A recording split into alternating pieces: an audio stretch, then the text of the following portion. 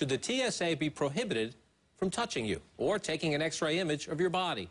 Or what about doing away with the government screeners and having private companies decide who can and who cannot get on your flight? With us from Phoenix, Arizona tonight is Republican Congressman Ron Paul of Texas. He's pushing his new American Traveler Dignity Act, which, among other things, tells the TSA, hands off. And in Washington, Fran Townsend is our CNN national security analyst who served as Homeland Security Advisor in the post-9/11 Bush White House. She also serves currently on the Homeland Security Advisory Board. Congressman Paul, to you first. Here's among the highlights of your new legislation. It would prohibit physical contact by the TSA. It would prohibit X-rays of somebody's body. It would prevent using the millimeter waves that are used in some of the high-tech scanners and prevent the government from taking images of an individual's body, even if covered by clothing. You view this as intrusive and abuse of government power. My question is, what about someone out there who says, what, sir, happens if we take away these tough new screenings and we have another 9/11? Well, taking it away, you're implying that nothing else would happen. If you got the government out of it, you would put the responsibility on the airlines, and the airlines would still be very concerned. Matter of fact, they actually have a little bit more leeway because they can screen their passengers a lot differently, and you can have agreements with the airlines. So you might have better screening with the private. But even contracting out to a private company, as long as they have the same obligation to pursue the same thing that TSA is doing, that won't do any good.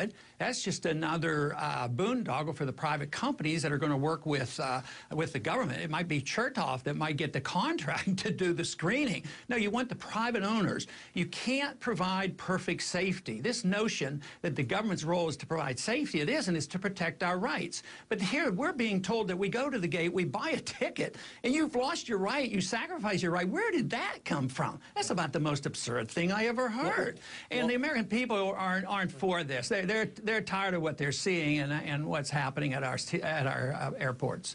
Well, Fran, you hear the congressman there. His political committee sent out an email today talking about these naked porno scanners that people are meant to go through at an airport. In the course of the day, I received other press releases. Senator Tom Udall, he wants to have a hearing after Thanksgiving. The Homeland Security Committee chairman wants to have a hearing soon, says maybe the TSA should not have these powers. Now that this clearly has become a big political story in our nation, do you have concerns that politics might undermine security? Well, look, John, this is a classic case where, the government kind of fails the common sense test.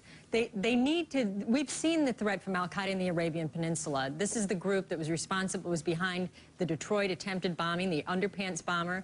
This is the group that was behind the recent cartridges in the belly of the plane loaded with explosives. And so the threat's very real. And I think as we come into a time of increased travel, the government is rightly concerned. The question, though, is there's a couple of questions about how and why they're doing this. The government has the authority to implement these security procedures, but they also have an obligation to be advocates and to explain to the American people why these are necessary, why there isn't a less intrusive means that they could use, and how this will protect us and keep us safer. And frankly, they haven't really done a very good job at that. But let's remember, the threat is very real, and so we want them to be successful at keeping explosives off planes, and we are rightly debating the government's policy about how they're trying to do that. Well, Congressman, let's come back to you then and where you would draw the line. And I want to show some pictures as we have the conversation. DenverPost.com put up some photos today. We're just showing some video of the intrusive searches, what many consider. This is some Denver.com photos. Now, the government says this is absolutely necessary. You see the body scanners here, and you'll also see as the photos go on some of the touching and the padding that obviously you view, sir, as a violation of people's rights. I want you to listen here to the Homeland Security Secretary, Janet Napolitano. She says it's necessary, and it does not, in her view, cross the line. They in no way resemble electronic strip searches. All they do is ping in a private area away from the gate with an image that is neither retained nor transmitted. We built privacy screens into the machines. And Congressman, the head of the TSA, John Pistol, says using these screenings, they've already come up with some things that, in his view, have kept dangerous things off the airplane. So if we went with your approach, how do we make sure that somebody doesn't get on a plane with something that can't be there? Well, so far, they haven't been sure. You know, before 9/11, the government was in charge. They spent $45 billion on intelligence gathering, and they got through anyway. And now we've given them $80 billion. So how can you expect the government to do any better? Now, for the secretary, I'd like to ask her, you know, has she gone through a scanner and looked at herself on a scanner? Has she been probed and prodded? And Fran, have you done it too? I think everybody should. I think every member of Congress should be scanned, and they should. Did you look at your image? I did not look at my image. Frankly, Congressman, okay. Don't look at your image. What somebody else is doing. I'd much prefer that they have an image of me than that they touch me. And I'd like to understand what. Okay. Have you had the prod? I mean, some people have to be prodded. I mean, people are being forced to it. You haven't gone through the prodding process. Oh, I most certainly everybody needs to.